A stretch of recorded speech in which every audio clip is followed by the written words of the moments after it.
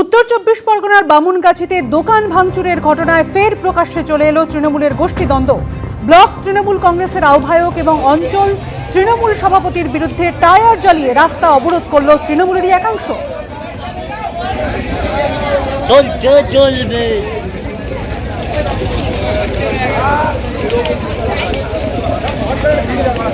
সম্প্রতি বামুনগাছি চৌমাথা সংলগ্ন এলাকায় 10 থেকে 12 জন তৃণমূল কর্মীদের দোকানঘর বুলডোজার চালিয়ে ভেঙে ফেলা হয়। অভিযোগ ওঠে বারাসাত 1 নম্বর ব্লকের তৃণমূল আহ্বায়ক মোহাম্মদ ঈশা হক সর্দার এবং ছোট জাগুলিয়া অঞ্চলের তৃণমূল সভাপতি নুরুল হকের মদতেই এই কাজ করেছেন জমি মাফিয়া সাকিব আলী।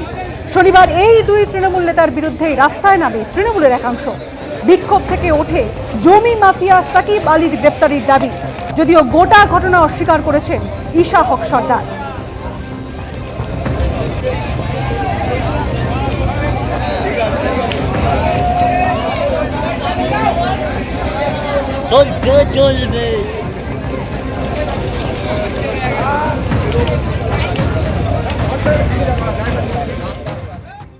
মেদিনীপুর থেকে রানিং এমপিকে দুর্গাপুরে পাঠিয়ে দেওয়া ইনজাস্টিস হলে রানিং এমএলএকে খড়গপুর থেকে সরিয়ে দেওয়াও তো ইনজাস্টিস।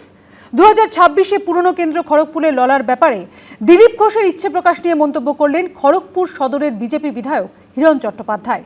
হিরণের মন্তব্য নিয়ে প্রতিক্রিয়া দিতে চাননি দিলীপ। এটা কি প্রয়োজন ছিল আমাকে বর্ধমানে লড়তে পাঠানো? যে খড়গপুরে দুবার মানুষ ওখানে জিতিয়েছে, দেখিয়ে দিয়েছে, তো পার্টি জিতি বলে আমি ওখানেই লড়বো। এখানকার রানিং এমএলএ সে আমি হই আর যেই হই, তাকে ওখান থেকে সরিয়ে দেওয়া সেটা তো একই ইনজাস্টিস, লজিক্যালি সেটা ইনজাস্টিস। 8 মাস মাঠের বাইরে থাকার পর ক্রিজে ফিরেছেন।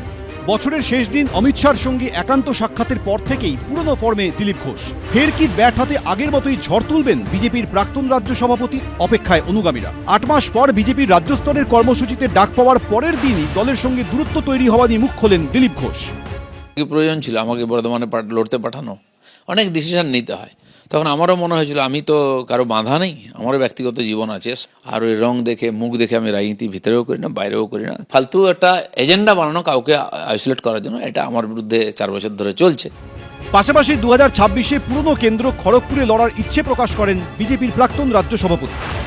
আমি আগে যেখানে লড়েছি খড়গপুরে দুবার মানুষ ওখানে জিতিয়েছে, দেখিয়ে দিয়েছে, তো সেই জন্য সাহেব ওখানকার মানুষের সঙ্গে একটা আর্থিক যোগ আছে, তো পার্টি জিতি বলে আমি ওখানেই লড়বো।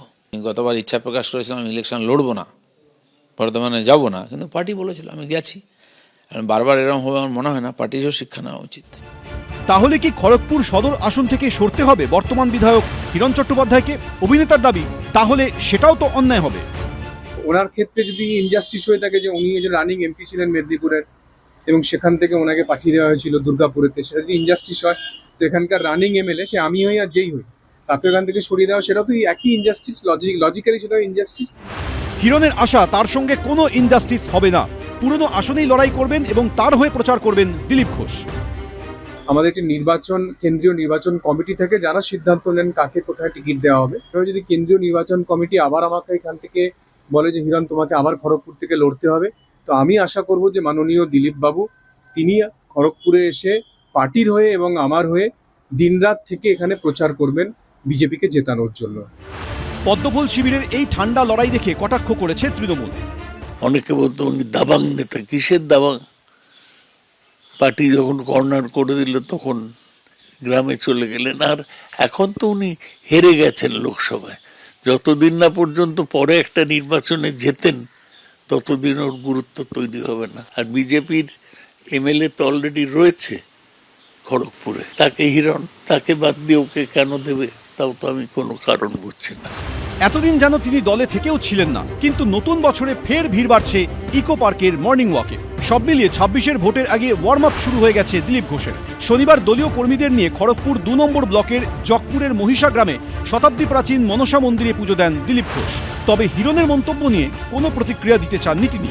কৃষ্ণেন্দু অধিকারী, রঞ্জিত সাউ, সোমনাথ দাস, এবিপি আনন্দ। ভুল পথে চলে গিয়েছিলাম, গলবস্ত্র হয়ে ক্ষমা চাইছি। পূর্ব মেদিনীপুরের ভগবানপুরে গলবস্ত্র হয়ে ক্ষমা প্রার্থনা শিশির অধিকারী। একই সঙ্গে 26-এর ভোটে বদলের ডাকও দিলেন বর্ষিয়ান এই রাজনীতিবিদ। দুর্নীতি ইস্যুতে নাম না করে বিললেন তৃণমূলকে। শিশির অধিকারীর এই আক্রমণের পাল্টা জবাব দিয়েছে তৃণমূল। বাংলার মুখ্যমন্ত্রী আমরাই তো করেছিলাম, এই মাটি ছুঁয়ে আপনাদের কাছে ক্ষমা চাইছি। দশকের বেশি সময় তৃণমূল করেছেন। পূর্ব মেদিনীপুরে একদা তিনিই ছিলেন তৃণমূলের কাণ্ডারি। যদিও 5 বছর আগেই তৃণমূলের সঙ্গে দূরত্ব তৈরি হয়েছিল তাঁর। এবার সেই শিশির অধিকারী বিজেপির মঞ্চে দাঁড়িয়ে ক্ষমা চাইলেন। শুক্রবার পূর্ব মেদিনীপুরের ভগবানপুরের ইটাবেরিয়ায় বিজেপির যোগদান কর্মসূচি ছিল। সেই কর্মসূচিতে আমন্ত্রিত ছিলেন বর্ষিয়ার নেতা ও কাঁথির প্রাক্তন সাংসদ শিশির অধিকারী। সেখানেই গলবস্ত্র হয়ে মঞ্চ ছুঁয়ে ক্ষমা চাইলেন তিনি। বাংলার মুখ্যমন্ত্রী আমরাই তো করেছিলাম। আজকে গলবস্ত্র হয়ে একবারে গলবস্ত্র হয়ে আপনাদের কাছে আমি থাকতে পারবো না। আমার দাঁড়াবার এখন শক্তি খুব কমে গেছে। গলবস্ত্র হয়ে প্রণাম পূজা করে এই মাটি ছুঁয়ে আপনাদের কাছে ক্ষমা চাইছি, ক্ষমা করে দিবেন। একটা ভুল পথে চলে গেলাম এবং সেই ভুল পথে আপনাদেরকে সঙ্গে নিয়ে গেলাম। আপনাদের কিছু আমরা করতে পারলাম, আমরা চোখ থেকে ঠস করে জল পড়ে যায়। আমি ভুল করেছিলাম, আপনাদেরকে সেই পথে চালিত করেছিলাম, আপনারা ক্ষমা করবেন। এতদিন হয়তো ছেলে ওকে চাপ দিয়ে ঘাট ধরে এই ক্ষমা চাইয়েছেন। সবাই তো বলে যে দীর্ঘদিন শিশিরবাবু তৃণমূলে আর ওর ছেলে বিজেপিতে ছিলেন। এবার নিশ্চয়ই শুভেন্দু চাপ দিয়েছে, কিন্তু শিশিরবাবুকে কখনোই আমার খুব রাজনৈতিক লোক বলে মনে হয়নি। মন্ত্রী আমাদের সাথে ছিল, কি মন্ত্রিত্ব করেছে আমার জানা নেই। উনি গলবস্ত্র ক্ষমা চাইছেন ছেলের হয়ে 2টো ভোট পাওয়ার জন্য, আমি এর কোনো গুরুত্ব দিই না। 2009 থেকে তৃণমূলের টিকিটে টানা 3 বার জিতে কাঁথির সাংসদ হয়েছিলেন শিশির অধিকারী। তৃণমূলে থাকাকালীনই কেন্দ্রে ইউপিএ সরকারের প্রতিমন্ত্রীও হয়েছিলেন। কিন্তু ছবিটা বদলায় 2021-এ। নন্দীগ্রাম থেকে বিজেপির টিকিটে জিতে বিধায়ক ও বিরোধী দলনেতা হন ছেলে শুভেন্দু অধিকারী।